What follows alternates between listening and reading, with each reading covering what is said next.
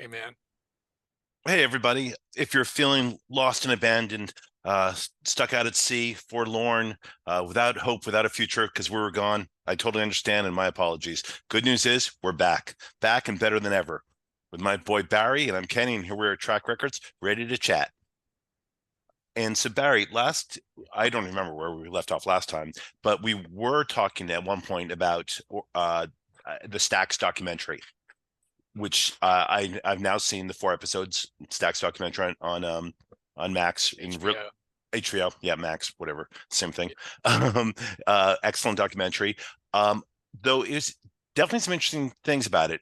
For one, Jim Stewart, really amazing man, visionary, all sorts of stuff. Maybe one of the worst businessmen ever. um, and uh, and if you got a chance to watch that Robert Stigwood documentary that I recommended, the difference between those two in terms of how to run a company is night and day. And it's So, too bad so, because if you're Jim Stewart, you're just chum, waiting to be. Yeah, go. so just to clarify, you're talking about the four-part Stax documentary that's currently airing on Max, which came out, I think, within the last couple months. Yeah, And Jim Stewart is the guy who started Stax Records with his sister Estelle, yep. and the geniuses that they were. And by the way, Stax Records, probably the greatest soul, R&B, funk. I guess you could consider funk to be one of their staples.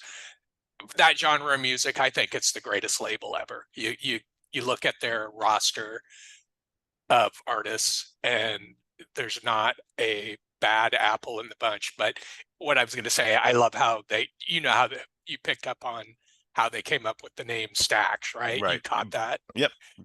Between um, which is his great. name and her name. Yeah. Her last name was Yeah. Axton. Yes. Yeah. So Stewart, ST from Jim Stewart, Yeah. AX from his sister's maiden, or not maiden name, married name, Married name. Yeah. Axton. Yeah.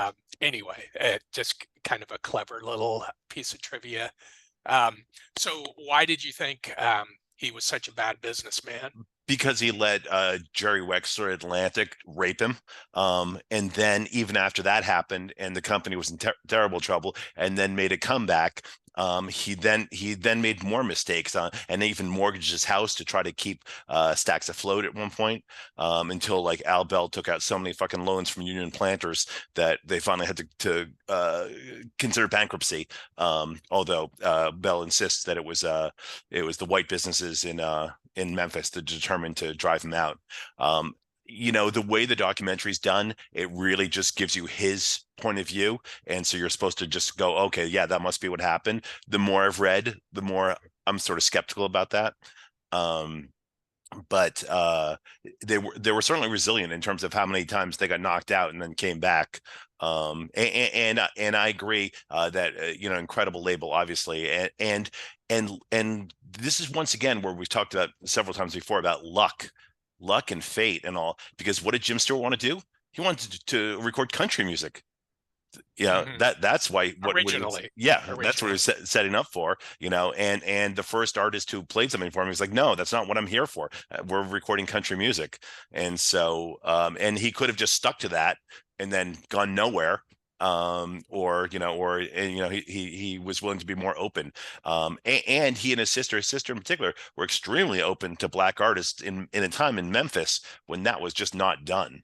And That so to that point. So there's so many fascinating elements to that story, the Stack story that I didn't know about, that are really developed in the documentary, developed, just talked about and dissected, all these great things. And that being one of them, how Memphis was so incredibly segregated at the time. So we're talking early 60s, and two white folks in a very black neighborhood in Memphis started this base. They originally started a little record store, or was I can't remember if the record store was first or the studio was first, the, but they're both right around the same simultaneous, yeah. time. So there was this great little record store that Estelle was running, Yeah. and then Jim was running the recording studio. And a lot of the original artists, we're talking like the guys from Booker T and the MGs, like Booker T, of course, Duck Dunn, Steve Cropper, Al Jackson, two white guys, two black guys. Um, these are people who were actually, and they're legendary musicians in that genre, and they're literally from the neighborhood. Yeah. They're like neighborhood kids. Yep. Booker T and Steve Cropper, I think, were friends in high school. Yep. And for that, I mean, what an incredible zeitgeist to be captured by that label, because out of Booker T and the MGs sprung all these other great Stax artists, where Booker T and the MGs were somewhat of the house band. Yep. And what it's an incredible story for such great music to come out of this tiny little studio slash record store in the middle of Memphis, Tennessee, like basically in like the really rough ghetto part of Yeah. Memphis at the time. And it's just amazing. Again, the luck that David Porter happened to like hanging out at the record store. So then he'd hang out at the studio. And then when Jim Stewart was looking for musicians, he's like, oh, well, I know this guy, Booker T, who was 14 or 15 at the time in high school, and just one thing led to another, to another, to another. And just, it's amazing like that stuff happens. And although in Britain, you would see bands that had multiracial bands, you didn't see that in America. And you certainly didn't see it in the South. But you didn't, Right. if you saw it in America at all, even in the San Francisco bands, they weren't like that. Love is the only band I can think of that was multiracial because their singer was black. I can't think of any other So 60s American bands. there was two black guys in Love. Johnny Okay. Eccles, who Yeah. was the guitarist, Right. was also a black Right. guy. But yeah, for sure, it just wasn't happening at that time because of segregation. And And that's why they so were so that, oh, I'm sorry, go. Yeah. just another reason why the label was so groundbreaking.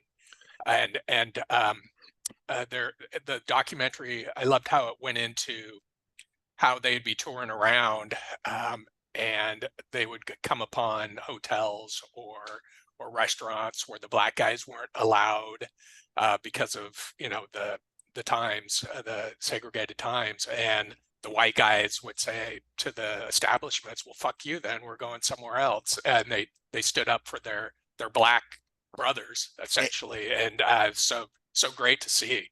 And it was, and I don't mean to downplay that, but it was interesting when in the documentary, after Martin Luther King is assassinated, and the black musicians, everyone's devastated, the black musicians in particular are devastated, and there's and Steve Cropper said there was like yeah, there's a divide between Steve Cropper and the other guys, and because they're like, you don't know how it feels, and Steve Cropper is hurt by that, but also like he's like, well, why don't you tell me how it feels? And you can't, like, that's the difference between being a black person versus a white person at that point in society in America, and again, in particular in the South. When they're marching and they're using the phrase "I am a man," it's because they're referred to as Negroes. They weren't referred to as black men. They're referred to as Negroes, as if Negroes were a whole nother, not a man, like but like another species. yeah. And how do you explain that to someone who's white? How do you explain that to separate restrooms and separate water fountains and separate restaurants and separate hotels, and when that's been your That's entire life? that's often the knock on knee-jerk liberals and people who are very progressive in those ways, and I consider myself one of those people who think, oh well, no, I totally get it, I sympathize with them, but to your point, there's no fucking way you can, as a white Yeah. person, understand how that would have felt or does feel today. There's Yeah. still, of course, stuff like that going on, not to that extent, at least in this country. But yeah, as much as you would like to think you sympathize with people who went through that, and like I feel you, brother. Yeah. you know, it's kind of bullshit. And, You can't feel them. You but really can't. And no, that's you not, it doesn't make you a bad person. no, You're no. trying to And, feel what they're feeling, but you just can't. and I think that in particular with Steve Cropper, and I'm sure many others, that they felt like, here, look, here I am trying to understand, I am trying to sympathize, and you're not giving me the credit for doing that. And it's just way too much of a chasm that, just can't be bridged in that regard. And it's just interesting, in a way. And I've never heard it talked about with the multiracial bands in England the way it's talked about in America. It was also interesting. It made me think about the fact that there were not only were there no black and white bands, but how many rock and roll bands had female singers Back in then. yeah, in either America or England? And the only two I could think of at all were Grace Slick with Jefferson Airplane Hmm. and Janice. Hmm. Well, when you say rock and roll, do you consider someone like, I don't know, Dusty Springfield, No, rock I and can roll? no, I consider that Or pop. Ike and Tina Turner? Tina Turner, obviously. I would have to call them rock and roll. And that was later 60s, but okay, no, I'll give you Tina. That's a little sort of, it's a trickier one, but I mean, Grace Slick in particular too, because her career output was short, and because she's kind of a wingnut, you don't think about her that often. But I mean, to be doing what she was doing back then, it's pretty impressive, actually, when you look back, because rock and It roll was is. such a misogynistic, male dominated world. Bad enough in the United States, and that one even worse in Europe, in England. She probably doesn't get enough credit for the reasons you're talking about. That book I told you I read recently, it was basically about the Fillmore West and Fillmore East and Bill Graham and that whole scene. The book delved into how big of a player Grace Slick was in that whole scene, Yeah, and she was originally a model and came from a really wealthy background yeah, of privilege, a background of privilege, and was a model. And she basically said, fuck all that, and got into music and rock music in particular, and she really rebelled against her upbringing and did some really crazy shit on stage and said a lot of crazy shit and took a lot of flack because she was a woman. And yeah, she became such a joke later on and that's when the they turned problem. into Starship, Yep. that, yeah, I think people forget exactly where she started and where that band started and how important of a player she was, and actually how good of a rock singer she was too. Yeah, and You know, so those early albums of theirs are pretty damn good. yeah, I agree. I'm definitely a fan, and it's interesting because you know there wouldn't be, once again, there's got to be pioneers, there's got to be trailblazers. So there wouldn't be a Susie Quattro, a Nancy Wilson, Joan Jett, Pat Benatar. If there isn't, someone to at least start knocking down the door in the beginning.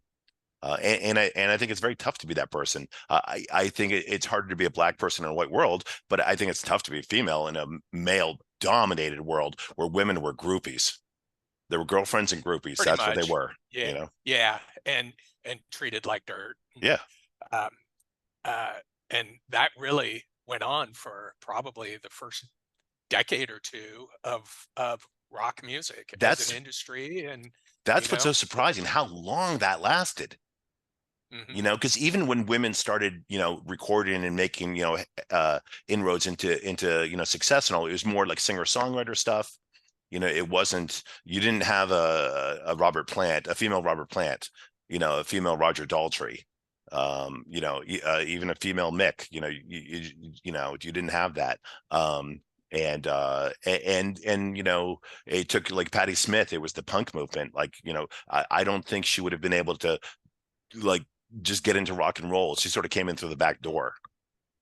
Um, And, and, um, you could even throw a band like the Go-Go's in there as yeah, far as um, taking advantage of their position um, as rock stars and going out and you know, banging guys because they were rock stars. Like the debauchery side of rock music, Yeah. the Go-Go's are pretty legendary for really living that side up. And um, you know, men had been doing it for years. Yeah.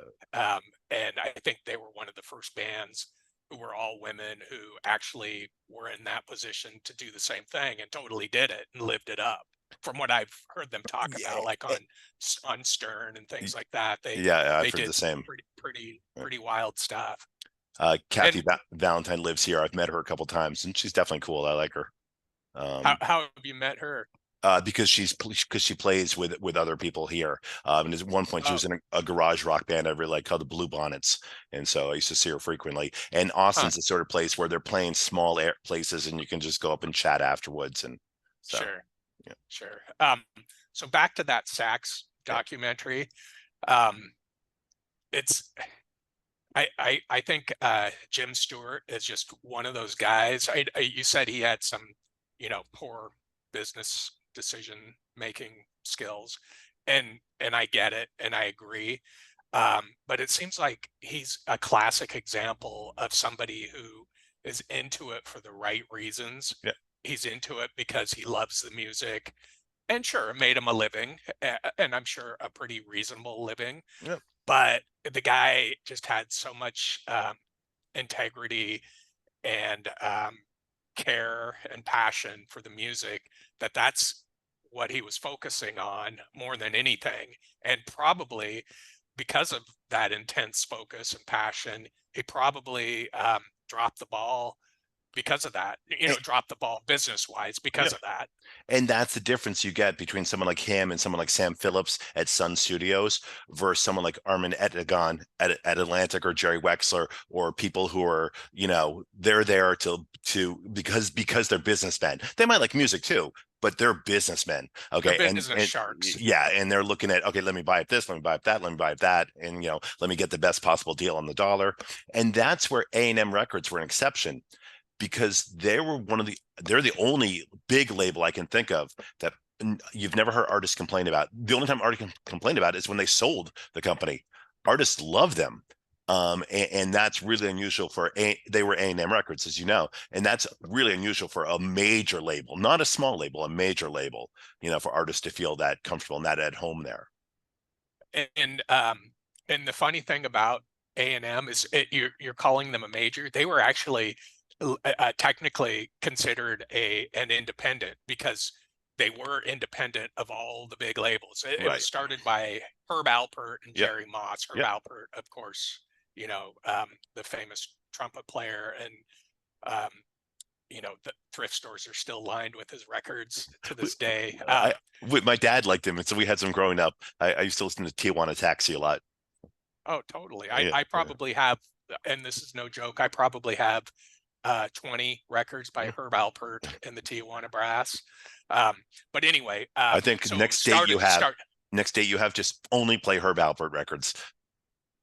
I could do that for Yeah. probably easy about 20 to 24 hours straight. That would be great.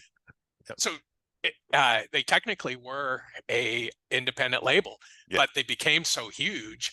Um, be, and they had, I think, to your point about um, artists who were signed to that label liked them so much is because the guys who founded the label were coming from a musician background as opposed to a business background. I can't remember if Jerry Moss was a musician or a songwriter or something. I don't I think don't so. remember that Yeah, I that don't part remember, of but I it. don't think so. Yeah. So, But Herb Alpert but they were best clearly, friends. Yeah. clearly, Yes. um, and that had to have played a role Yep. in treating musicians maybe better than they would have been treated by, say, Columbia or Elektra, or what are some of the other big ones from back then? Columbia, Elektra, what Decca. else was there? Decca. Decca, Yeah. yeah, Yeah. London, Yeah. MCA. Yeah. Trying to think of some of the other big ones. No, and I think that's why. EMI, of course, out of the UK. And that's I think Um, why a lot of the bands started their own record companies, like the Stones and the Who and Zeppelin, because they're getting and the so fucked Beatles. over. Yeah. Yeah. Yeah. And it makes perfect sense. It's like, why are we why are we paying these people like Yeah. 75% Yeah. of what is being made on all of our records? Why are we doing that again when we can easily just let's just put them out on our own Yeah. label? It's funny. And what's sad is how many people, in the early days of rock and roll, how many people got fucked over like by like not realizing they're signing away their publishing rights. For sure. You know, For sure. and it's one thing if you're like Little Eva and your only hit is the locomotion. Okay, it's not the end of the world. If you're the Beatles and you signed away your publishing rights as they later did, you know, that's huge. So And that was even way more prevalent in like at the very, very early stages of yeah, rock and roll, yeah, like in the 50s. yep, And the Sopranos did a really good job of including that in a plot line in one of the Sopranos. It was an ongoing plot line with an ongoing character. If you remember, there was that old never Jewish watched them. guy. Oh, that's right. You didn't Yeah, see yeah, the Sopranos. That's right.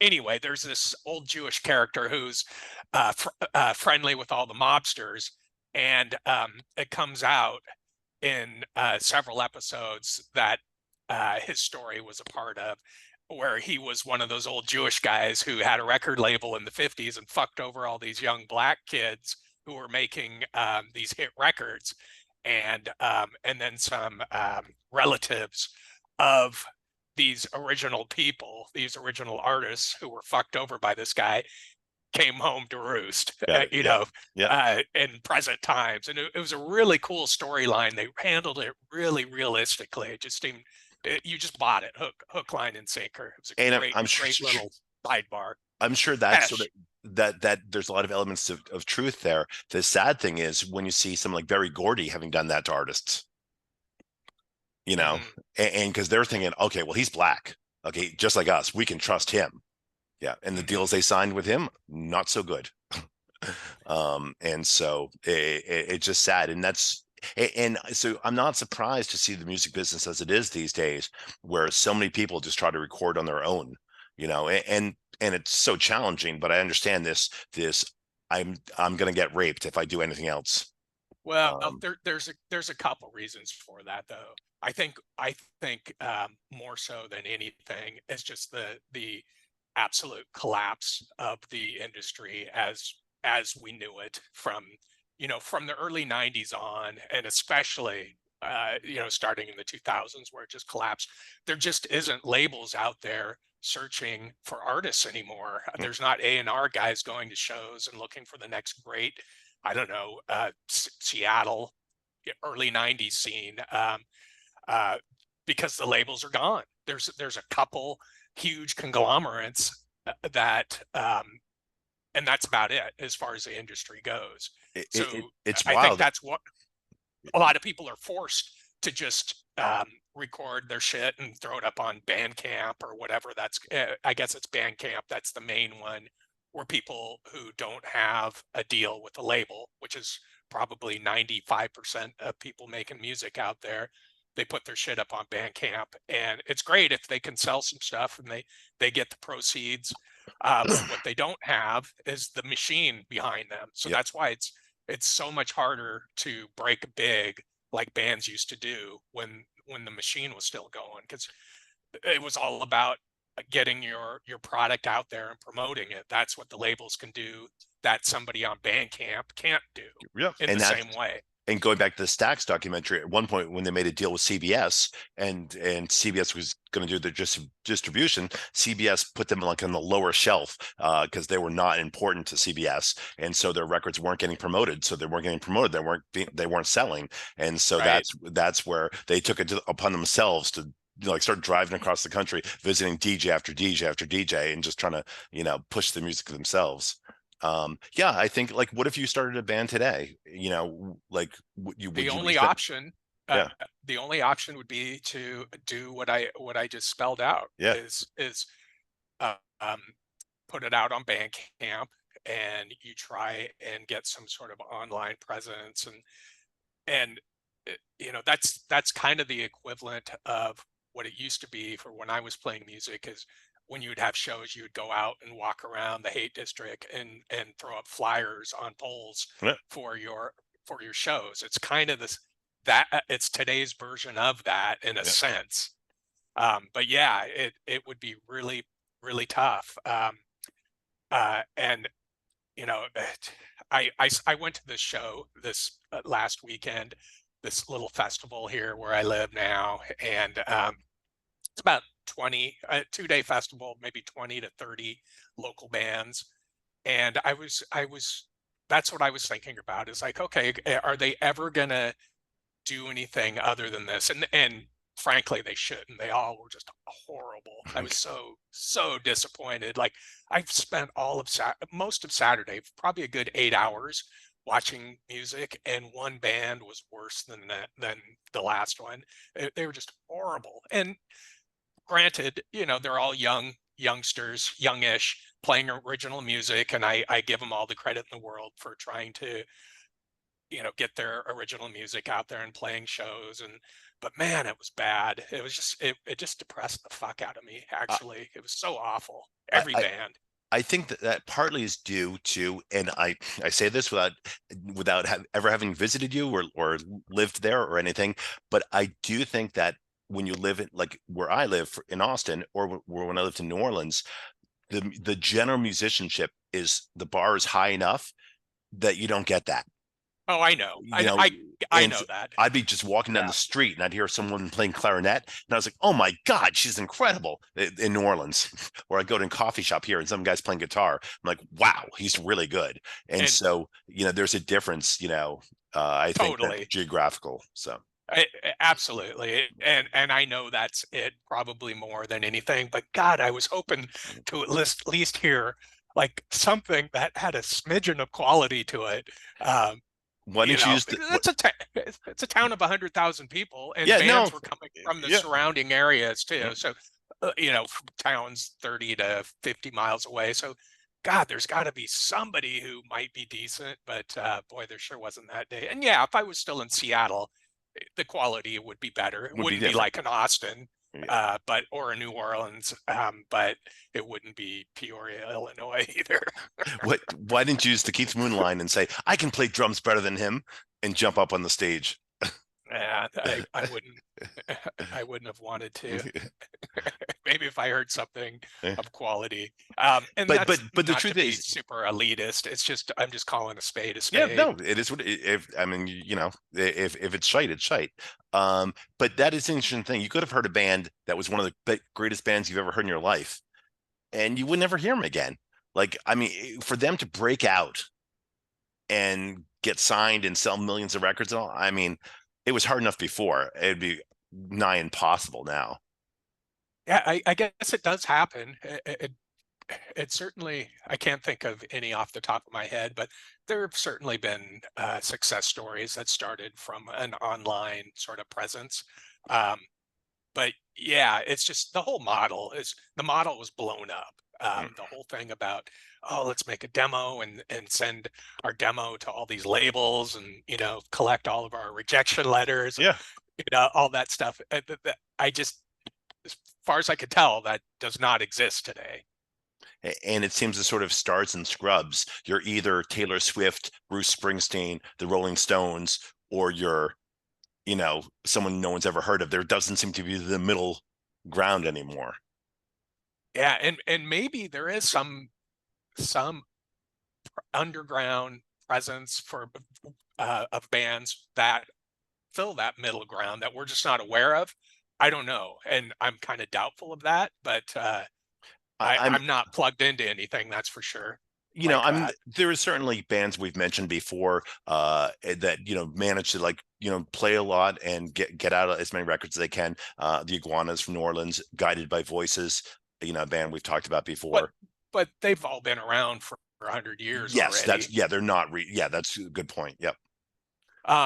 One band, and they're from the UK. They're not from here, but I like them a lot, and they are definitely on the rise and probably are in that middle ground that we're talking about.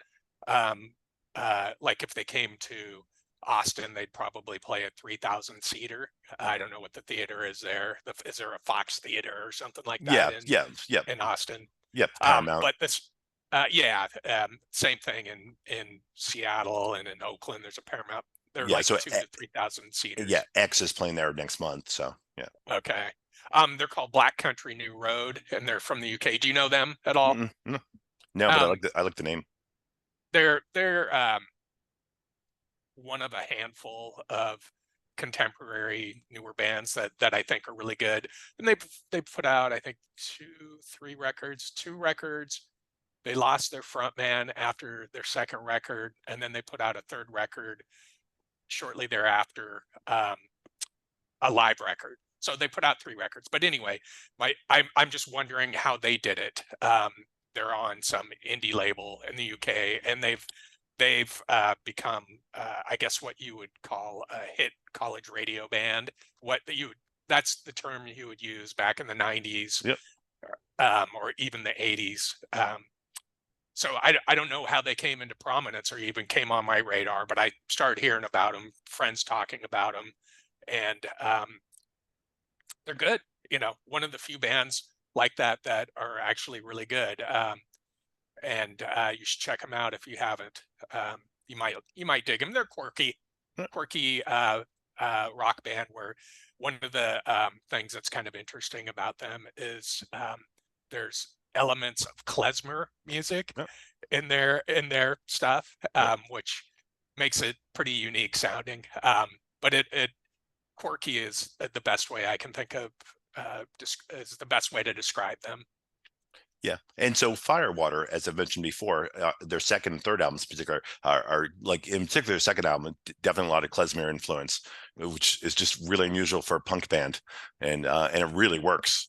So yeah, I like it, and I like all different types of stuff like that. One of the things that Kim and I would do when we go to Jazz Fest every year, they have all these different stages for, like, rock and blues and country and gospel, and we would always in go to in the New Orleans yeah, Jazz Fest. yeah, Okay, at the annual festival, and it's called Jazz Fest, but they've all types of music.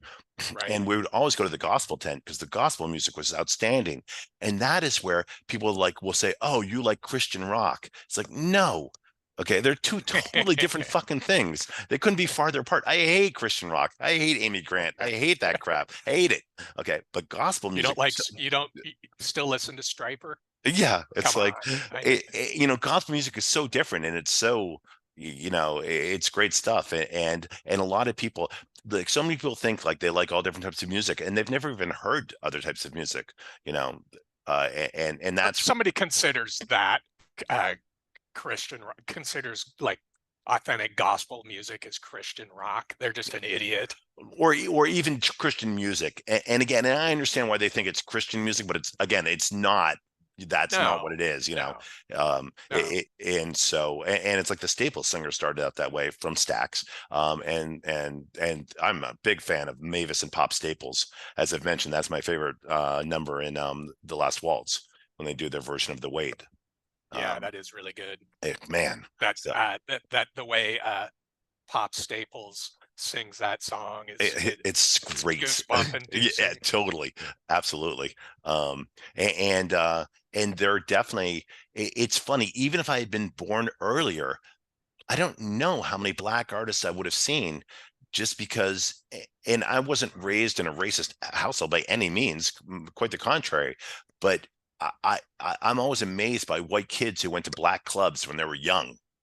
I mean, really young. Like Dave Alvin talks about how he used to sneak into the Ash Grove to see all these different musicians and all, when he was like 11 or 12.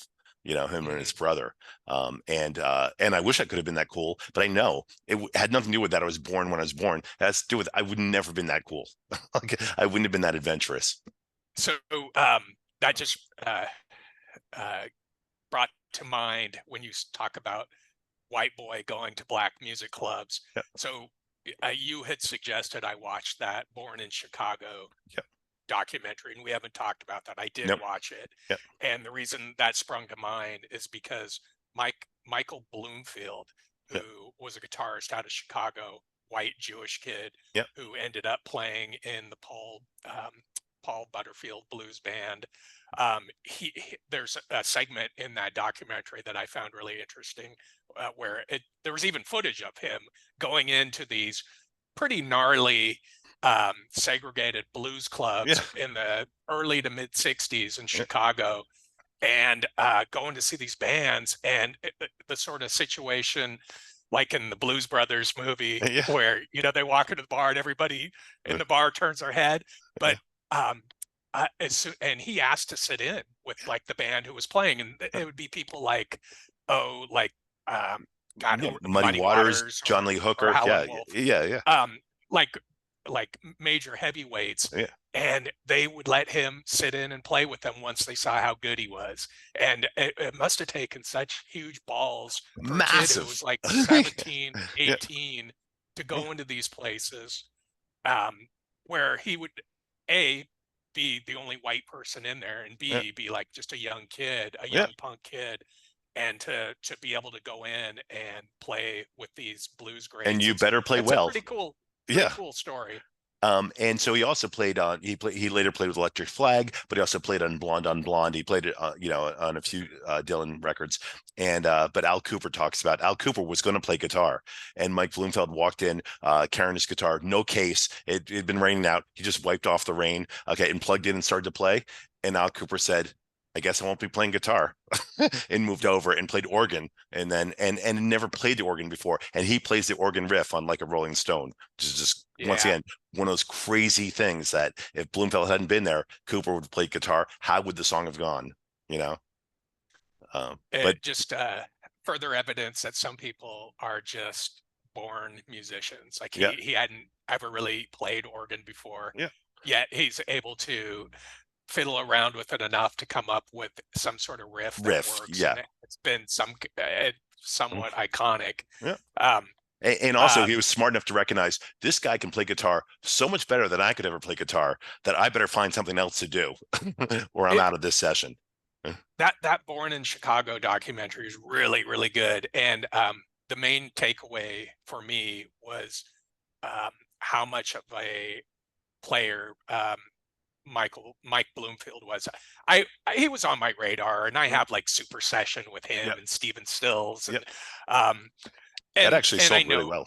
So I know his stuff from, you know, Blonde on Blonde, and or the couple Dylan records he played on. yeah, I think Blonde on Blonde and Highway 61, and I think that was it. But I think that's anyway, it too. Yeah, I had no idea how and such the high level of esteem he was held in by all these other musicians. He was just a much more of a heavyweight than I was aware of, and frankly, to be honest, I don't really like his playing that much. I yeah, it doesn't do much for me, and I understand how um it's technically brilliant, and a lot of people, a lot of like other heavyweight musicians look at him as such a god, yeah. but it doesn't his playing doesn't really move me, I gotta say. It's true of everything. Like there are definitely horn players, some horn players, like they're well-known jazz musicians who everyone thinks like they're the shit. I'm like, it doesn't do it for me. I'm not, believe it or not a big Sonny Rollins fan. Okay. Mhm, And Sonny Rollins is considered one of the kings, one of the geniuses. Okay. mhm. His sound just doesn't do it for me. And so I totally get that. I do like Michael Bloomfield playing very much, but I totally get that. You can, and but I think you need to be able to say, okay, I'm not saying that guy's not good. He's great. It just doesn't Sure. do it for me. As opposed to, it's like what I say about LeBron James. I hate LeBron James. He annoys me like no one else. But can he play basketball? Yes, he's one of the best players ever. For me to say he's not good would be just stupid. They're two separate things. So Mhm. I totally get that. I It's but I was a big Paul Butterfield fan, and so he when I started collecting records, his were one of the first records I started collecting. So I listened to Bloomfield a lot. So for that reason, I like fellow those Jew. records a lot. Um, uh, those early Butterfield records Yeah, I like a lot, and that's how Bloomfield was mainly on my radar, was just through those records. And again, it's not like I don't like his playing. yeah, It's fine, but to me, sometimes it just sounds somewhat generic, like somewhat uh, uh, generic blues being overplayed. You know? as Yeah. opposed to like when I hear someone like John Lee Hooker plugged in um, and playing by himself, every single note has